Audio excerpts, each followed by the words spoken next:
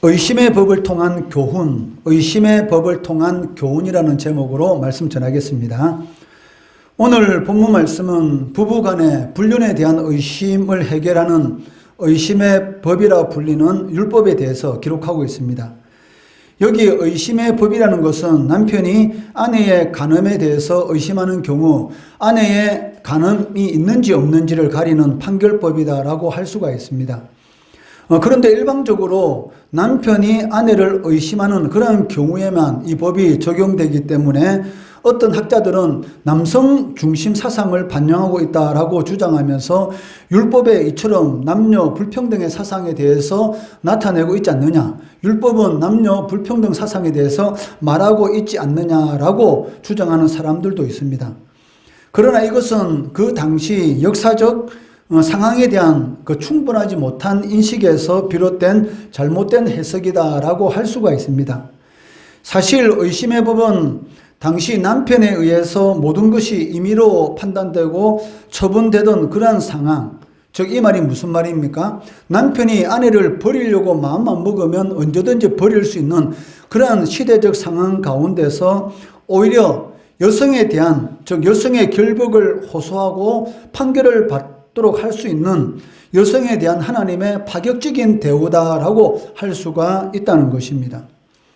또한 이러한 의심의 법은 1차적으로는 부부간의 의심을 제거함으로써 가정을 화목하는 그런 목적이 있고, 더 나아가서는 사회의 가장 기본적인 단위인 이 가정의 화목을 도모함으로 있어서 사회의 그 이스라엘 사회를 정상적으로 유지하는 데 그 목적이 있다라고 할 수도 있다는 것입니다. 이러한 오늘 본문 말씀을 통해서 주시는 그 영적 교훈이 무엇인지 살펴보겠습니다. 첫 번째는 성도는 항상 하나님 앞에 선자로서 살아가야 한다는 것입니다. 16절 말씀해 보시면 제사장은 남편에게 순결을 의심받는 여인을 가까이 오게 해서 여호와 앞에 세우라라고 말씀하고 있습니다. 16절 말씀에 제사장은 그 여인을 가까이 오게 하여 여호와 앞에 세우고라고 말씀합니다. 이 말씀은 그 여인의 부정에 대해서 하나님께서 판결하실 것이다 라는 그런 의미를 가지고 있습니다. 사실 증거가 확실하지 않은 그 여인의 부정에 대해서 정확한 판결을 내릴 수 있는 사람은 없습니다. 왜? 사람은 항상 실수할 수 있기 때문입니다. 그러나 하나님은 그 여인이 부정한 여인인지 아니면 부정하지 않는 여인인지 거기에 대해서 정확한 판결을 내릴 수가 있다는 것입니다. 왜냐하면 하나님은 그 여인이 세상에 태어나서 한 그런 모든 일들에 대해서 다 알고 계시기 때문입니다.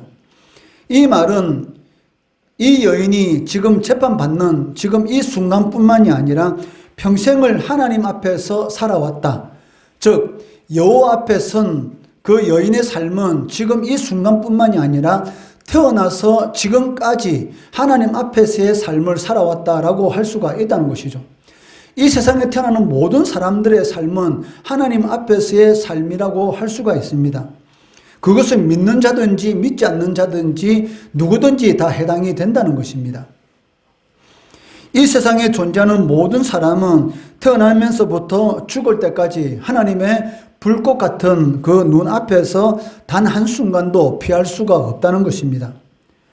그 사람이 아무리 사람들이 보지 않는 은밀한 곳에서 어떤 일을 행한다 할지라도 하나님의 입장에서는 하나님 눈앞에서 행하는 것과 똑같은 그런 상황이기 때문입니다. 이에 대해서 시편 기자는 무엇이라고 말하고 있습니까? 시편 11편 4절 말씀해 보시면 여호와의 보좌는 하늘에 있으며 그의 눈이 인생을 통촉하시고 그의 안목이 그들을 감찰하시는도다. 즉 하나님께서는 이 불꽃 같은 눈으로 인생의 모든 것들을 다 감찰하신다. 즉 다 살펴보신다라고 말씀하고 있기 때문에 이 세상에 인생이 태어난 그 순간부터 죽는 그날까지 우리가 한 말부터 우리가 한 생각부터 모든 일에 대해서 하나님께서는 다 알고 계시다라고 말씀하고 있다는 것입니다. 그렇기 때문에 인간은 누구나 평생을 하나님 앞에서 숨쉬고 행동하며 살아가는 존재다라고 할 수가 있습니다. 만약 우리가 이 사실을 바로 알고 있다면 결코 죄를 지을 수는 없을 것입니다. 사람들이 주로 언제 죄를 짓습니까? 사람이 보지 않을 때. 이 죄라는 것은 낮에보다는 밤에 많이 일어나지 않습니까? 밤 어두컴컴할 때에 많은 사건 사고들이 일어나는 것을 볼 수가 있습니다. 밝은 대낮에는 거의 사건 사고가 일어나지 않습니다. 그렇지만 해가 지고 나서 어둠이 임하게 될 때 어둑한 골목에서라든지 아니면 희양찬란한 이런 불빛에 이런 조명이 있는 그 아래에서 우리가 알지 못하는 수많은 사건 사고들이 일어나고 있다는 것입니다. 이처럼 사람은 보지 않을 때에 언제든지 죄를 지을 수가 있고 또 자신의 이런 아무도 보지 않는다라는 그러한 생각이 들 때마다 사람들은 이런 죄를 지을 수 있는 그러한 여지가 항상 가지고 있다는 것입니다.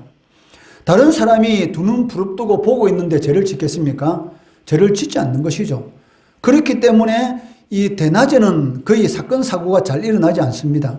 그렇지만 남이 보지 않는 어둠이 임하게 되면 그때는 많은 그런 사건 사고들이 일어나는 것을 알 수가 있다는 것입니다. 만약에 다른 사람이 두 눈을 보고 두 눈 부릅뜨고 보고 있는데 죄를 짓는다? 이 사람만큼 어리석은 그런 사람도 없을 겁니다. 아마 사람이 보고 있는데 죄를 짓는다면 그 사람은 그냥 교도소에 가고 싶은 사람, 아예 교도소 안에서 주는 밥 먹고 살기를 원하는 사람, 그런 사람은 아마 사람들이 보는 앞에서 도둑질한다든지 죄를 지을 것입니다. 그렇지 않은 사람은 사람이 보지 않는 그런 곳에서 엄밀한 죄악을 범하게 된다는 것이죠. 그렇다면 만약 여러분들 마음속에 어떤 죄를 지으려고 하는 그런 생각이 들 때에 만약에 하나님께서 보고 계시다라는 그러한 생각을 든다면 과연 여러분들이 죄를 짓겠습니까? 죄를 짓지 않는다는 것이죠. 죄를 짓는다는 것은 아무도 보지 않는다라는 그러한 생각이 있기 때문에 죄를 짓는 것이지, 만약에 하나님께서 나의 하는 모든 행동들에서 두 눈 부릅뜨고 지켜보고 계신다라는 그러한 생각을 가지고 있다면 죄를 지을 사람은 없을 것입니다. 요셉이 그랬습니다. 보디발의 아내가 자신을 유혹할 때에 보디발의 아내의 청을 거절하면 자신이 죽을 수도 있지만 하나님이 보고 계신다라는 그러한 생각, 이런 하나님 앞에서의 코람데오의 신앙을 가지고 있었기 때문에 죄를 저지르지 않고, 물론 억울한 누명을 쓰고 감옥에 갇혔지만 그 2년간의 감옥 생활이 오히려 그 감옥 안에서 정치인들과 이야기를 나눔으로 인해서 애굽의 정치에 대해서 배울 수 있는 그러한 2년간의 기간이 되었고, 30살이 되었을 때에 2년 후에 애굽의 총리로 세워지게 되는 것이죠. 하나님이 기뻐하는 일들을 행하게 되면 하나님께서는 반드시 그 사람에게 복을 주시는 것을 우리는 알 수가 있습니다. 마찬가지로 여러분의 행동 하나하나를 하나님께서 불꽃 같은 눈으로 한순간도 쉬지 않고 지켜보고 계시다라고 생각한다면 여러분들은 절대로 죄를 짓는 그런 삶을 살아가지는 않게 된다는 것입니다. 예레미야 12장 3절 말씀해 보시면 여호와여 주께서 나를 아시고 나를 보시며 내 마음이 주를 향하여 어떠함을 감찰하시오니라고 말씀하고 있습니다. 주님께서는 여러분들 다 아십니다. 그리고 주님께서는 여러분들을 다 보고 계십니다. 또한 여러분들 마음속에 어떤 생각을 하고 있는 것까지도 감찰하신다라고 말씀하고 계시다는 것입니다. 그렇기 때문에 혹 여러분 삶 가운데 죄 유혹이 여러분을 넘어뜨리려고 무너뜨리려고 한다면 그때마다 하나님께서 보고 계시다, 하나님께서 불꽃 같은 눈으로 나를 지켜보고 계신다라는 그런 생각을 떠올리게 되면 이 마귀의 시험에, 마귀의 유혹에 넘어가지 않는다는 것입니다. 이것이 바로 우리의 삶을 하나님 앞에서 순결하고 거룩하게 유지하는 그런 비결이다라고 할 수가 있을 것입니다. 두 번째는 오늘 본문 말씀을 통해서 하나님은 믿음으로 인해 고통당하는 자를 반드시 기억하시고 갚아주신다는 것입니다. 28절 말씀해 보시면 하나님께서는 남편에 의해서 간음의 의심을 받는 그런 여인에게 제사장 앞에서 이 판결을 받도록 하는데, 판결을 받은 이후에 그 여인이 그 몸을 더럽힌 일도 없고 정결하다라는 것이 증거되면 밝혀지면 해를 받지 않을 것이고 오히려 그 여인이 임신하는 복을 받게 될 것이다 라고 말씀하고 있습니다. 28절 말씀에 그러나 여인이 더럽힌 일이 없고 정결하면 해를 받지 않고 임신하리라 라고 말씀하고 있습니다. 하나님께서는 하나님의 백성으로서의 정결한 삶을 살기 위해서 열심히 노력할 때에 무고하게 의심을 받아서 고통을 당하게 되면 그러한 자들에게 반드시 은혜를 베풀어 주신다. 이 여인이 남편으로 말미암아서 억울하게 의심을 받아서 제사장 앞에서 자신이 간음을 했는지 간음을 하지 않았는지 거기에 대해서 판결을 받게 되었습니다. 그런데 하나님의 방법대로 조사를 해보니 이 여인은 몸을 더럽힌 일이 없다라는 그런 판결을 얻게 되었고, 하나님께서 이 여인의 억울함, 그 마음을 받아주시고, 그 당시 고대 사회에 있어서 여인에게 있어서 가장 큰 축복이 무엇입니까? 임신하는 것입니다. 이 고대 사회에서 여인에게 가장 큰 축복은 그 아기를 가지는 것. 아기가 없는 여인은 하나님 앞에 저주받은 것이다 라는 그러한 생각을 가지고 있었기 때문에 여인에게 있어서 가장 큰 축복은 임신의 축복인 것이죠. 그 축복을 하나님께서 주신다. 즉 이 여인의 억울함, 그리고 사람에게 이런 의심의 눈초리를 당했던 그 고통스러운 것들, 모든 것들을 다 상쇄해 주시고 이런 임신의 복을 주신다, 자녀의 복을 주시겠다라고 말씀하고 계시다는 것입니다. 이처럼 하나님께서는 억울하게 고통당하는 중에서도 하나님의 말씀대로 진실하고 의롭게 살라는 자들에게 반드시 축복으로 갚아주신다라고 말씀하고 계십니다. 사실 성도들이 이 세상에서 믿음을 지키고 또 하나님의 말씀대로 살려고 하면 그 남들로부터 오해를 받을 때가 있습니다.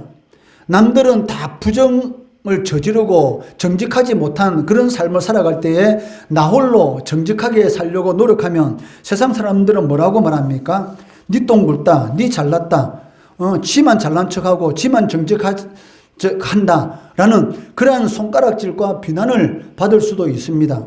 또 바쁜 이런 생활 속에서 주의를 잘 지키고 수요 예배, 새벽 기도뿐만이 아니라 또 교회에서 여러 가지 일을 맡다 보면은 사람들과 세상 사람들과 함께하지 못하는 그런 경우도 많이 있고, 또 술 한잔 먹자, 또 노래방이라든지 나이트 클럽이라든지 술집에 가자라는 그런 말을 들을 때에 그곳을 가지 않겠다, 피하다 보면은 인간관계가 원만하지 않다라는 그런 말도 들을 수가 있다는 것입니다. 뿐만 아니라 요즘은 좀 덜합니다. 요즘은 믿지 않는 사람들도 사실 제사를 잘 드리지 않고 또 제사 음식도 직접 마련하지 않고 인터넷으로 10만 원짜리 상, 20만 원짜리 상, 30만 원짜리 제사상 이렇게 주문을 해가지고 그 음식을 제사상에 올리는 그러한 세대가 되었기 때문에 요즘은 좀 덜하지만 얼마 전만 하더라도 예수 믿는 자녀들이 예수 믿는 그런 가정에서 우상을 숭배하지 않겠다라고 하면서 친척들이 모였을 때에 나는 제사 드리지 않겠다라고 하면 절하지 않는 이유 때문에 돌아가신 부모를 제대로 모시지 않는다라고 해서 불효자다, 이 못쏠놈이다, 그런 이야기도 많이 들었던 것이죠. 이러한 일들을 반복적으로 겪다 보면 어떤 생각이 들겠습니까? 너는 사회생활도 제대로 하지 못하는 사람이야. 왜 그렇게 인간관계를 제대로 하지 못해? 믿지 않는 자들하고 좀 올려야 되지 않는 거야.